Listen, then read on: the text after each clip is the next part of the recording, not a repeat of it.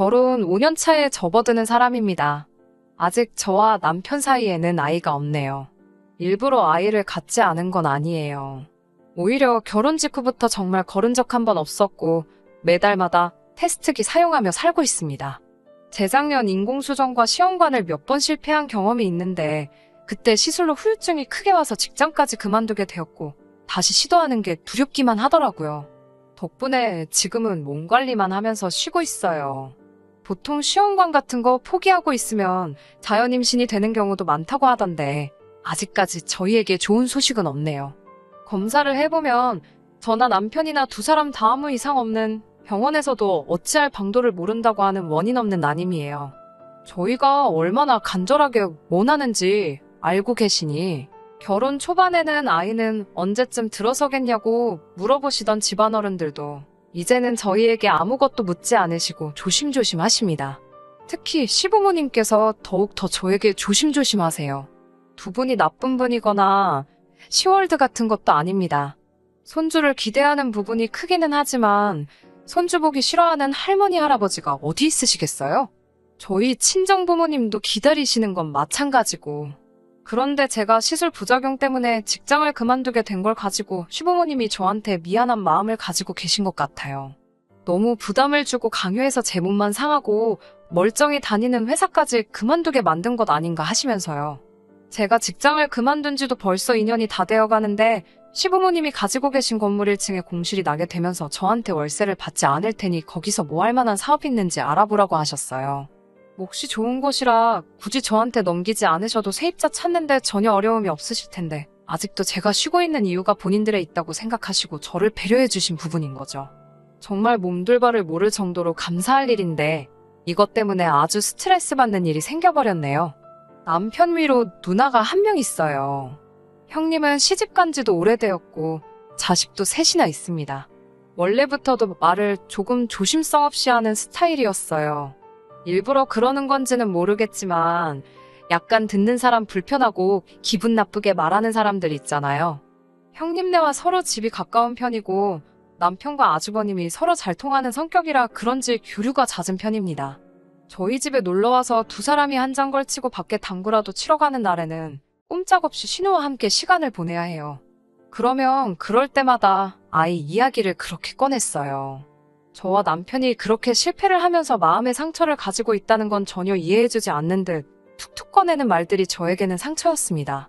애 키우는 게 힘이 들고 어려운 일이라는 건 알고 있습니다. 신세 한탄 정도 하는 거면 들어줄 정도는 되는데 신우는 꼭 옳게, 나는 옳게가 제일 부러워. 억지로 가지려고 하지마. 애 없는 게 요즘은 복이래. 뭐하러 애를 가지려고 해? 이런 식으로 말을 하면서 사람 속을 뒤집어 놓습니다. 차라리 이런 식으로 말하는 건 신세한탄이라 생각하고 듣고 넘겨볼 수 있겠는데 가끔은 자기 애를 셋이나 낳았다고 유세라도 부리는 건지. 둘째가 아들인데 둘째가 온 집안을 뛰어다니면서 시끄럽게 굴고 있는 걸 조용히 시키려다가도 애가 말을 들을 생각을 안 하면 애가 말을 하도 안 들어서 못 키우겠다고 나는 셋이나 있으니까 하나 줄까? 이런 식으로 말하면서 데려가려면 사고뭉치인 둘째를 데려가라고 합니다. 둘째를 붙들어 잡고 저한테 엄마라고 불러보라 하라고 시키는데 정말 애도 싫어하고 저도 싫어하는데 저런 장난을 왜 치는가 싶어요. 하루는 저한테 포기하면 애가 생긴다더라 하면서 그렇게 눈에 불을 켜고 성공하려고 하니까 부담스러워서 애가 안 찾아오는 거라고 자기네처럼 아무 생각 없이 있으면 저절로 생길 텐데 뭘 그렇게 목숨을 거냐면서 제 속을 긁더라고요. 자주 보는 것도 힘들어 죽겠는데 볼 때마다 저러고 있으니 농담이라고 받아들이기에도 너무 짜증이 납니다. 그런 농담 하나도 재미없다고 정색을 해도 어디까지 해야 제가 화를 내려나 계속 꿋꿋하게 저런 식으로 나옵니다. 남편에게 스트레스를 엄청 많이 받는다 하여 신우에게 말 좀 한번 해달라고 한 적도 있어요. 말 그렇게 하지 말라, 쓸데없는 소리 하지 말라 시부모님께서도 나서서 말한 적이 있지만 신우는 알겠다 대답만 하고 눈치 못 챈 척 어느새 또 저런 식으로 하고 있습니다. 이쯤 되니 일부러 저런다는 생각까지 들더라고요. 그래도 언젠가도 저에게 아이가 찾아올 거라 믿기에 최대한 신우가 하는 말을 마음에 담아두지 않으려 노력하고 있어요. 신우만 저러니 차차리 다행이다 라고 마음의 위안을 하면서 여기고 있었습니다. 아무튼 시부모님이 본인들 명의 건물에다가 저에게 세를 받지 않고 가게를 내어주신다 하니 저도 사업해본 적이 없어서 이리저리 알아보고 공부도 많이 하고 있던 때였어요. 그날도 제가 개인적으로 아는 분들 중에 카페를 하고 계시는 분들이 계셔서 이것저것 물어보고 답사 및 조사도 해볼 겸 해서 찾아가기로 한 날이었어요. 그날 아침에 마침 시부모님께서 저녁 먹으러 오라고 연락을 주셨었는데 시간이 안 될 것 같아서 거절을 했었거든요. 그런데 제가 못 온다는 사실을 알고 계실 텐데도 한참 뒤에 저에게 연락이 오더니 굳이 집에 와보라고 하시더라고요. 마침 남편 퇴근 시간이 곧 되어가길래 남편을 만나 남편 차 타고 시댁으로 갔어요. 시댁에 들어서니 시부모님 표정이 아주 안 좋으셨어요. 뭐라고 해야 하나, 얼굴에 화가 굉장히 많으신 듯한 그런 표정이셨거든요. 딱 봐도 안 좋아 보이는 두 분 표정에 저도 심상치 않은 기운을 느껴 조심히 무슨 일이시냐고 물어봤어요. 시어머니께서는 고개를 휙 돌리신 채 아무 말도 없으시고 시아버지가 아주 무서운 표정으로 너네가 사실 일부러 아이를 안 가지고 있다는 게 사실이냐? 라고 한마디 하시더라고요. 목소리도 많이 격양되어 있고 화가 많이 나신 듯해 보였어요. 그리고 그게 사실이면 이야기 좀 하고 싶어서 불렀다고 하시더라고요. 전후 사정을 모르는 상황인데 그래도 저희 부부가 특히 제가 몇 년 동안 마음에 상처가 되고 약점이라고 생각하는 부분이 그건데 대뜸 그걸 가지고 저희가 일부러 안 갖는 거냐는 말을 들으니 이유를 막론하고 눈물이 막 나더라고요. 아이가 안 생기니 하다하다 저런 소리까지 들어야 하나 싶었고요. 남편도 아버님 말이 끝나기가 무섭게 갑자기 그게 무슨 말이고 뜬금없이 그런 소리를 하냐고 우리가 얼마나 고생하고 마음 쓰고 있는 거 잘 아시면서 난데없이 불러 이렇게 상처를 주시느냐고 따졌어요. 따져 묻는 남편의 목소리도 끝이 살짝 떨리고 있는 게 여차하면 남편도 눈물이 터질 것 같더라고요. 남편도 그동안 잘 참아왔는데 흔들리는 목소리를 들으니 저는 거기에 복받쳐서 거의 통곡을 하다시피 눈물을 쏟았어요.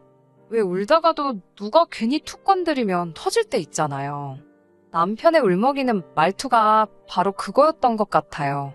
저는 통곡을 하고 있고 남편도 소리 한번 지르고 눈물을 흘리고 있으니 시부모님이 당황하셨어요. 울고 있는 저희 대충 수습해주시고 무슨 일인가 두 분과 대화를 나누게 되었는데 그날 아침 신우가 시부모님 댁으로 김치를 얻으러 왔다고 하네요. 그러다가 시어머니와 제가 통화하는 걸 들은 듯 하고요. 그때 신우가 처음으로 시부모님께서 건물 1층 공실을 저에게 무상으로 세를 주기로 하셨다는 사실을 알게 되었나 봐요. 신우가 그때 시어머니께 시부모님이 우리한테 간섭하는 게 싫어서 그냥 안 생기는 거라고 거짓말을 했다고 이야기를 했다 합니다. 제가 신우에게 직접 말한 사실이고 시부모님께는 절대 이야기하지 말아달라고 했다는 말까지 했다고 하네요. 신우도 자기 부모님을 속이기까지 하는 제 모습에 화가 났지만 그동안에 저와의 의리도 있고 제 남편과의 우애도 있어서 비밀을 지켜왔다고. 그런데 이젠 아이가 안 생겨서 고생 중이라는 거짓말도 모자라서 시부모님의 돈까지 뜯어먹으려고 하는 것 같아 자기가 참다 말했다고 하더라고요. 용의주도하게도 자기가 비밀 안 지킨 걸 들키기 싫으니 시부모님한테도 그냥 건물에 세 주기로 한 것만 철회하고 자기가 말한 거는 절대 말하지 말라고 했다는데 사실 확인 때문에 어쩔 수 없이 신우가 중간에서 그렇게 이야기한 사실을 알게 된 거예요. 그래도 끝까지 자기 딸이 그런 짓을 했다는 걸 믿을 수가 없는지 저에게 정말로 아이가 안 생기는 게 맞냐고 그 상황에서도 재차 확인을 하시더라고요. 어이가 없었어요. 울 만큼 울었고 이 사단이 나게 된 사건의 정황까지 전부 다 알게 되었으니 더 이상 그 말이 상처가 되지는 않았지만 다시 한번 시어머니께는 당신의 딸, 그러니까 신우이가 거짓말을 한 거라고 재차 설명을 드렸어요. 일단 상황을 정리하고 집에 왔는데 잠도 잘 오지 않네요. 남편도 누나가 왜 그랬을까라고 의아해하지만서도 뭐 어떻게 한바탕 뒤집어버리려는 생각은 없는 것 같아요. 그냥 영 끊고 안 보고 살면 되지 하면서 살살 제 기분만 맞춰주려고 하는 것 같은데 가족이라는 게 연이 그렇게 쉽게 끊어지는 게 아니란 건 알고 있고 그냥 이렇게 몇 달 안 보다가 어영부영 다시 만나게 되겠죠. 더군다나 한 동네 살고 있는 데다가 남편도 당장 집 애영 아니면 근처에 같이 술 먹고 놀 사람도 없을 테니 말이죠. 너무 화가 나서 잠도 잘 오지 않네요. 남편 말 맞다나 안 보고 사는 것 말고 제대로 한 방 날려주고 싶어요. 마음 같아서는 당장 찾아가서 머리끄댕이라도 잡고 싶지만 제가 잘못한 거 하나 없고 신우가 다 잘못한 일이라도 팔이 안으로 굽지 다른 가족들이 제 편 들어주겠어요? 저 혼자 참아내야 하는 일인가 싶어서 너무 화가 나네요. 후기 보내드립니다. 제가 사연 보내드린 지도 벌써 한 달이 지났어요. 신우는 시어머니한테 무슨 연락이라도 받았는지 왜 그랬냐는 제 질문에는 대답 한 번 없었고 연락 한 번 되지 않았네요. 그 길로 저는 시댁으로 향했습니다. 시댁에 도착하자마자 자리 깔고 앉아서 신우 불러오라고. 신우 와서 오해 풀고 가기 전까지는 저도 집에 가지 않을 거라고 엄포를 놓았어요. 시어머니도 저를 말리시다가 안 되겠다는 걸 알아채셨는지 곧바로 신우를 부르더라고요. 그렇게 신우도 시부모님 집으로 찾아왔습니다. 뭐가 그렇게 당당한지 아무렇지도 않은 척 인사를 하더라고요. 저에게 잘 지냈냐고 물어보면서도 제 표정을 살피면서 최대한 저랑은 말을 안 섞으려고 하더라고요. 얼굴 보자마자 한마디 퍼부어주고 싶었지만 시부모님도 계시고 하니 일단 식사를 먼저 시작했어요. 정말 표정 하나 바뀌지 않고 시어머니한테 엄마, 이거 맛있다 하면서 아양을 떠는데 정말 소름이 다 돋더라고요. 식사가 다 끝나고 나니 제가 먼저 묻지 않아도 시부모님께서 제가 참아왔던 분노를 터뜨리기 전에 먼저 신우에게 그때 그 일에 대해서 왜 거짓말을 했는지 먼저 물어봐 주시더라고요. 저도 많이 화가 난 상태이기는 했는데 그래도 신우가 대답하는 태도에 따라서 일 크게 만들지 않을 생각도 가지고 있었어요. 하지만 신우는 뻔뻔하게도 정말 얼굴 표정 하나 바뀌지 않고 당당하게 자기가 말한 게 사실이라고 하더군요.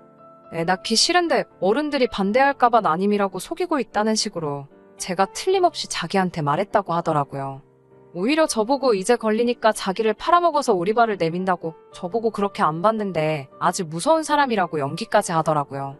제가 너무 화가 나서 언제 그랬냐고 화를 내니 오히려 신우는 저 때문에 겁을 먹고 당황했다며 숨이 잘 안 쉬어진다는 거짓말을 하고 앰뷸런스를 부르려고 하더라고요.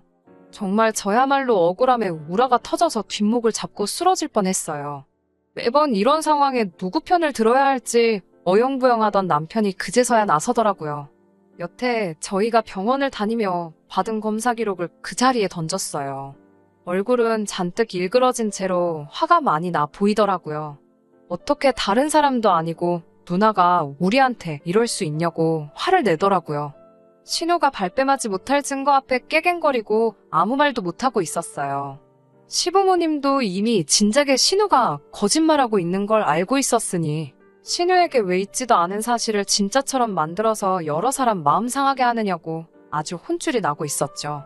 아주버님도 이때만큼은 형님의 편을 들어주지 못하고 꿔다 놓은 보릿자루 마냥 가만히 앉아서 바닥만 바라보고 있었어요.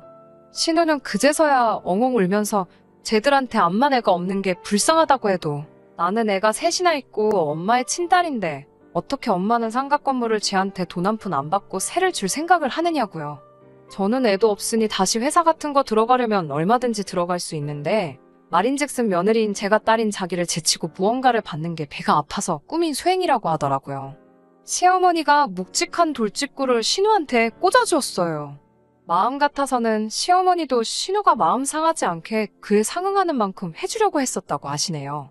하지만 워낙에 계획성도 추진력도 없는 못 믿어온 성격인데다가 지금 이렇게 거짓말까지 해가며 저와 시부모님, 나아가서는 남편과 시부모님 사이까지 이간질을 하려고 한 심보가 고약해서 해주려던 것도 못 해주겠다고 하십니다.